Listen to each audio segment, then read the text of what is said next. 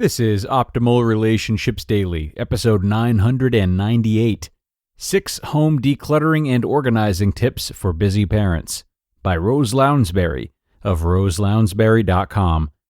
Hello, everybody, and thanks for coming back again to listen to some parenting content here on ORD. I am your host, Greg Audino, and I am so happy you're here today as we look at a post from Rose Lounsbury on how we can declutter our homes. Not only is this important for us spatially and emotionally, but we're often lost on just how to start this process.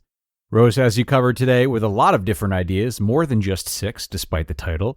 So let's jump in and hear what she's got for us. And do be sure to stick around after the reading for another update from Vibely and one of your fellow listeners' random acts of kindness that she's turned into a whole routine.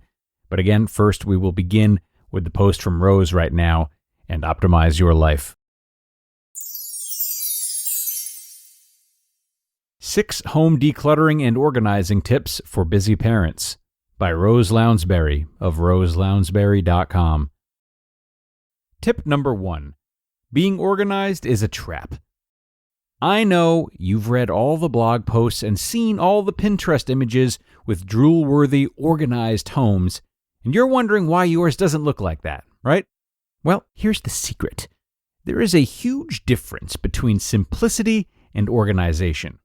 I used to try to be organized too, and that resulted in a lot of stress and anxiety as I tried to organize my way out of the chaos. When I learned to minimize first, the organization naturally happened. Organizing is taking control. Simplicity is letting go. If you want to live in a clutter-free, peaceful home, practice the latter, and the former will naturally happen. Tip number 2. Follow these 2 rules to get started. When it comes to getting started, I have 2 general rules. Rule number 1, start with your own stuff. Start with the areas over which you have jurisdiction, like your personal care products or your clothing.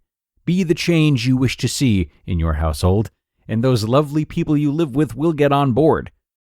And rule number 2, start somewhere easy. Start where the emotional connection to your items is low. Quite often we bite off more than we can emotionally chew by trying to declutter difficult things, photographs, memorabilia, and gifts. These are not good places to begin. Start where you don't feel emotionally connected, your towels, for instance.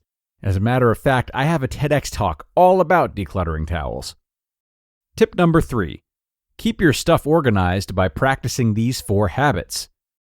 Once you've got your home organized, how do you keep the disorder and chaos from coming back? Here are 4 habits that will help. Develop a daily reset routine. Once a day, practice a 10 to 15 minute tidy up routine where you hit reset and get your house back in order. Decide what you're willing to enforce. It would be lovely if your kids kept their floors clean, dresser tops decluttered, and clothes neatly folded at all times, but they probably won't. Pick which neatness standards you're willing to enforce and let the rest go. For example, in my house, I don't care about my kids' flat surfaces or the chaos in their drawers. I care about the floor being clear. That is all I enforce. 1 in, 1 out. The 1 in, 1 out rule is an oldie but a goodie. This rule basically states that when you bring in something new, something old goes out. Start practicing this and you'll maintain those organized spaces. Shop your inventory. Shop your personal inventory before heading to the store. Do your kids already have clothes in the next size? Are there already AAA batteries in the cupboard? You won't be perfect at this, and that's okay. I'm not either. But if you attempt to shop your inventory before heading to the store, you'll save yourself from buying duplicates of what you already own. Tip number 4. Declutter your kitchen like a pro. When I started my business 6 years ago, I quickly learned that kitchens are one of the most overwhelming spaces to organize because they serve so many purposes. Thus, the best way to organize a kitchen is to divide it into 3 categories.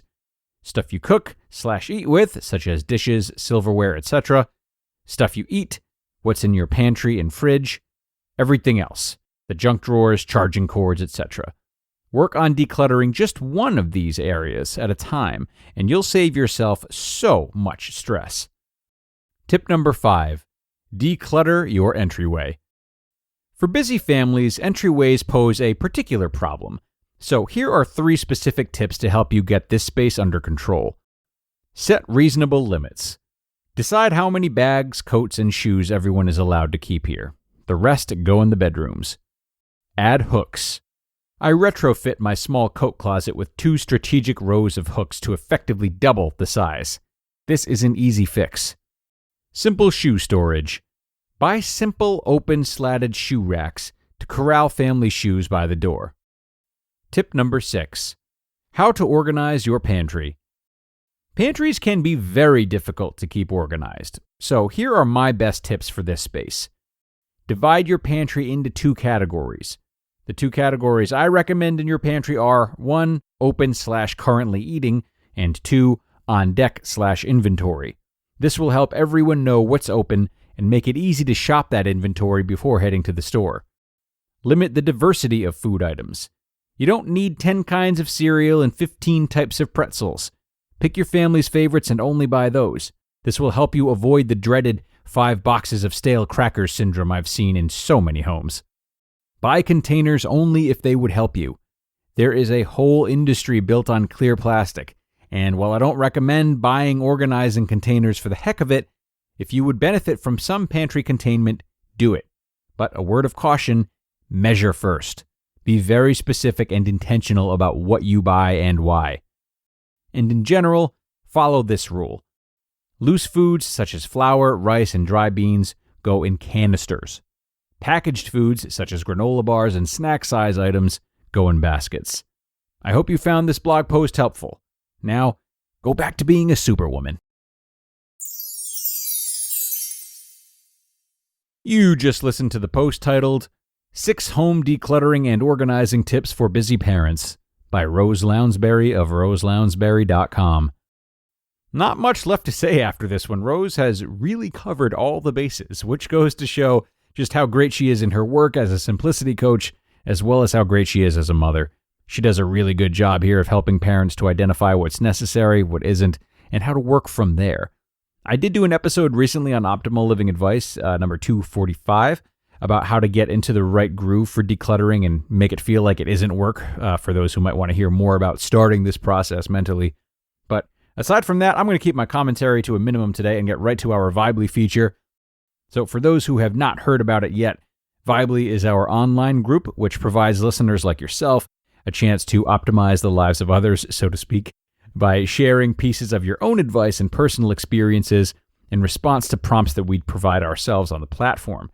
I highly recommend you guys join via the link in this episode's description if you haven't already, because it really is a good place to get to know one another and get to know us hosts. And for those of you guys who like group chats like I do, we even have group chats in there about self-development, health, finance, and a miscellaneous one too, for whatever you'd like to talk about. But for today's feature, we will look at one of our most recent prompts, which is about random acts of kindness. We want to know about the best or your favorite random act of kindness that you've done for others or the world around you.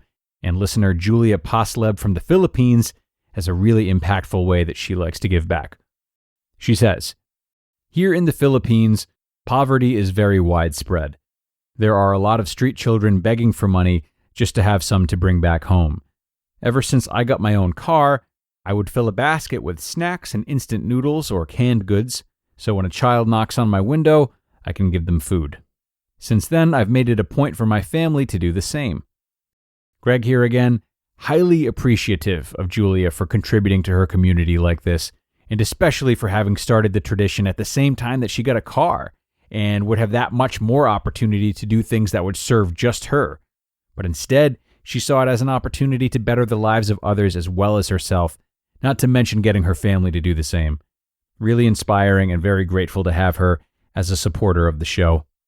But that is it for now, folks. Thanks so much for being here like always, and do come back for more parenting content tomorrow on the Friday episode, one episode shy of 1,000. That's where your optimal life awaits.